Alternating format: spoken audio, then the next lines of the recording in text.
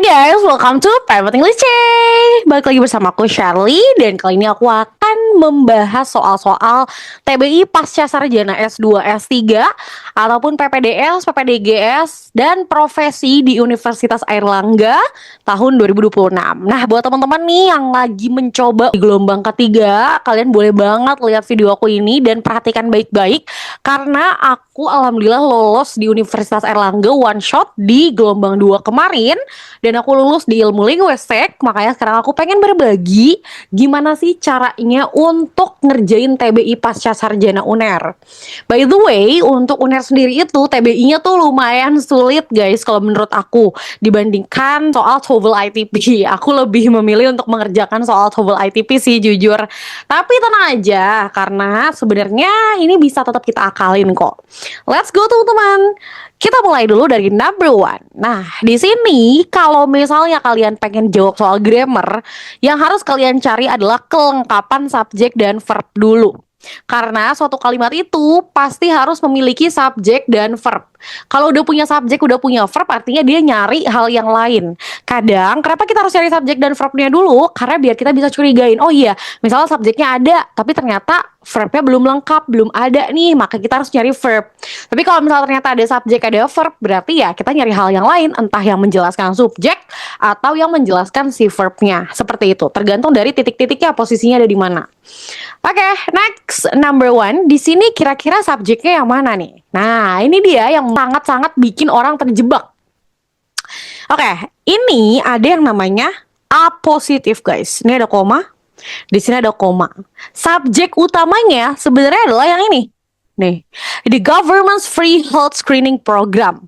Ini dia adalah subjek utama. Together with several regional initiatives launched this year, ini tuh adalah apositif. Oke, ini adalah apositif alias dia nggak berpengaruh apapun. Walaupun di sini ada launched, ini kan adalah verb 2 ya. Tapi di sini bukan verb 2 dia. Tapi dia adalah participle alias verb 3 karena dia itu menjelaskan tentang regional initiatives.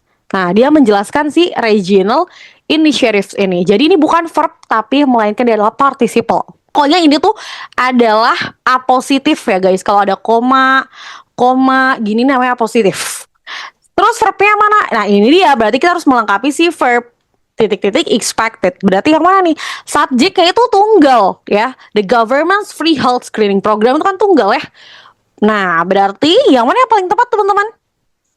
Are itu buat plural salah ya kan, are buat plural salah, were buat plural, have been buat plural, dan being itu nggak bisa berdiri sendiri, dia harus memiliki to be lagi di sebelumnya. Jadi verb ing itu nggak bisa berdiri sendiri. Verb ing kalau dia berdiri sendiri tanpa ada to be sebelumnya nggak bisa jadi kata kerja. Ya, jadi kalau misalnya dia sendirian nih, dia namanya jiran, bukan kata kerja lagi. Maka jawaban yang paling tepat itu yang C is. Dah gampang ya.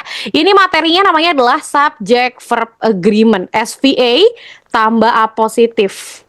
Nah, ini materinya. Kalau kalian udah pernah belajar terkait TOEFL ITP, sebenarnya udah gampang sih. Kalau misalnya udah tahu jebakan-jebakan utamanya kan adalah apositif dan juga object of preposition ya. Nah, itu dia teman-teman, ini namanya subject verb agreement. Kita harus mengimbangkan antara subjeknya dan juga verbnya. Kalau subjeknya tunggal, maka verbnya juga harus verb tunggal. Nah, menyelaraskan ya. Oke, next, nomor 2. Kalau udah kayak gini, gampang. Ada if.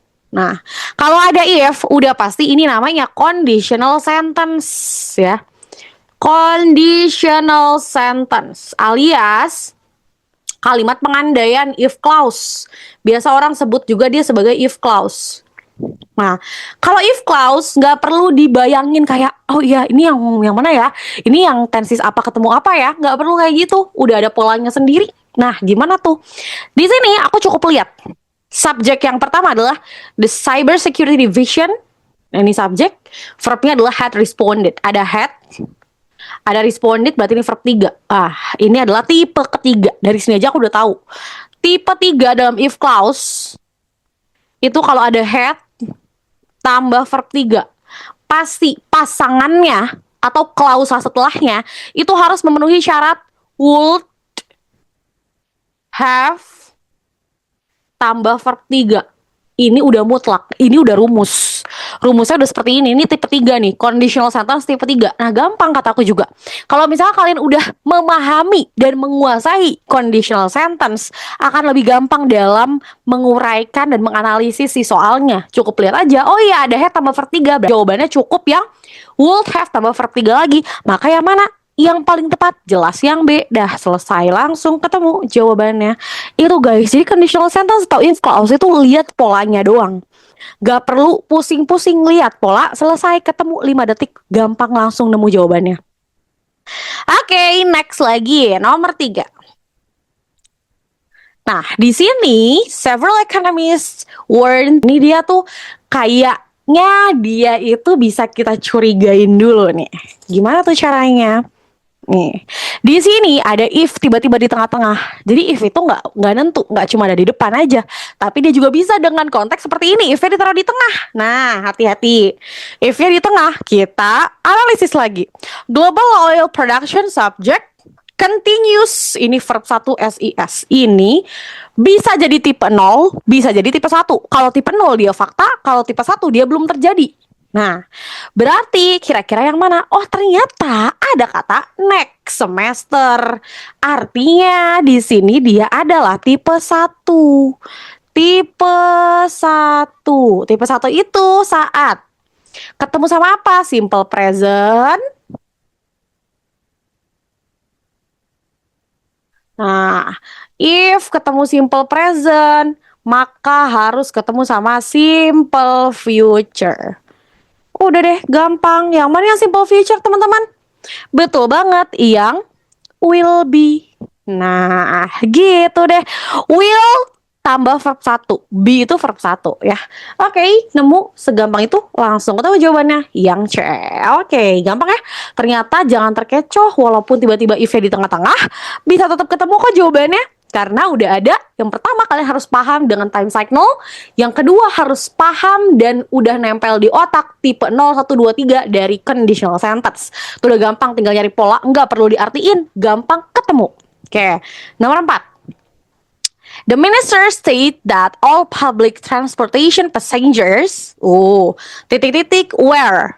Kalau di sini ada verb 1, artinya sebelumnya pasti modal. Karena polanya adalah kalau kalian ketemu modal, setelahnya pasti harus verb 1. Makanya kalau di sini udah ada verb 1, sebelumnya pasti modal. Nah, di sini kita tinggal cari aja yang mana modalnya. Katanya seluruh orang-orang yang ada di dalam transportasi apapun yang ada di transportasi umum itu harus menggunakan seat belts during emergency travel situation, saat situasinya sedang berbahaya. Maka di sini dia pasti sedang menyuruh, sedang mendesak gitu ya, bahwa kayak kamu harus menggunakan seat belt kalau lagi ada terjadi urgent situation gitu. Makanya mana? Kalau might, ini adalah apa might? Might itu untuk kemungkinan kecil. Kemungkinan kecil. Kalau would itu adalah kebiasaan masa lampau. Kebiasaan masa lampau kalau would. Lalu kalau must ini adalah keharusan. Keharusan. Kalau may itu kemungkinan besar. Kemungkinan besar ya. Ini kemungkinan besar yang may. Kalau yang can itu kemampuan. Nah, kira-kira yang mana? Jelas banget karena dia lagi nyuruh, pasti yang C, yang mas. Udah deh. Ini nama materinya adalah modal verbs. Harus menguasai modal, teman-teman. Biar enak langsung tembak-tembak jawabannya. Kalau udah tahu, udah enak juga guys ngejawabnya ya. Jadi pahami dan kuasai modal, teman-teman. Karena di dalam soal ujian Universitas Airlangga TBI-nya itu banyak banget modal. Bahkan kemarin tuh kayak lebih dari 5 kayaknya soal yang keluar di real test aku. Seperti itu ya, teman-teman. Oke, nomor 5.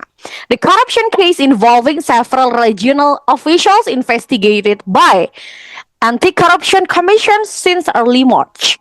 Wow, di sini udah ada verb 3. Verb 3 ini ada by. Wah, berarti pasif nih. Kalau passive voice itu punya yang namanya pola to be tambah verb 3.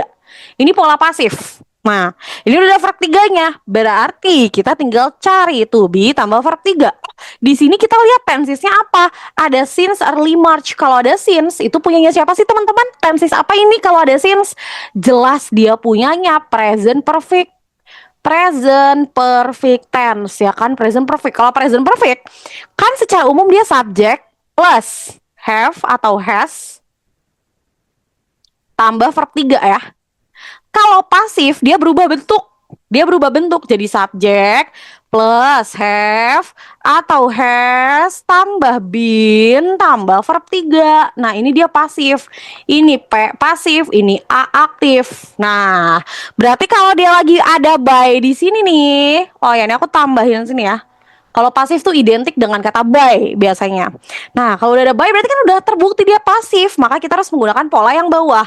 Dan kita udah tahu dia tensesnya adalah present perfect. Maka kita menggunakan yang mana?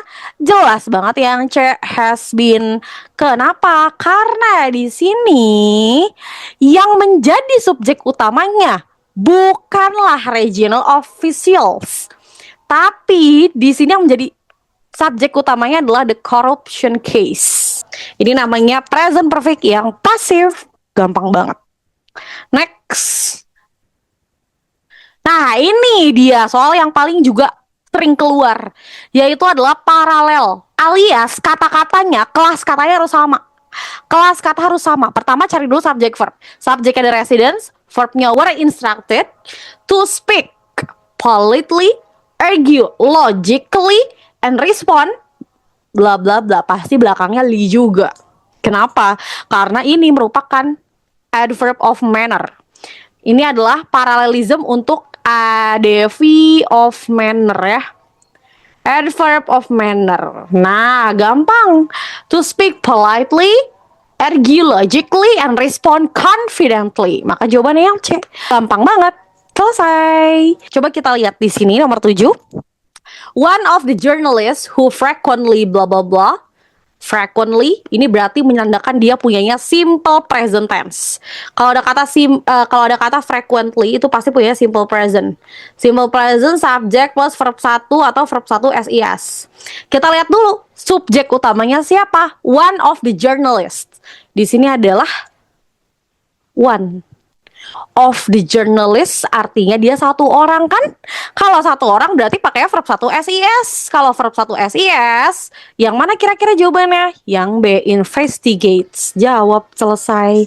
Dah gitu doang sih teman-teman ya. Oke, silakan kerjakan nomor 8 dan nomor 9 nih teman-teman. Let's go. Ntar kita lanjut lagi. Kalau misalnya teman-teman suka sama pembahasan aku, boleh komen di bawah dan like dan juga subscribe biar aku lebih semangat untuk ngasih informasi lebih lanjut terkait soal-soal bahasa Inggris. Aku Shirley pamit undur diri. Kalau teman-teman pengen ikut kelas ataupun pengen take short course sama aku untuk TBI, boleh langsung hubungi ke Instagram kita di @privateenglishchay. Aku Shirley pamit undur diri. Terima kasih banyak teman-teman. Bye.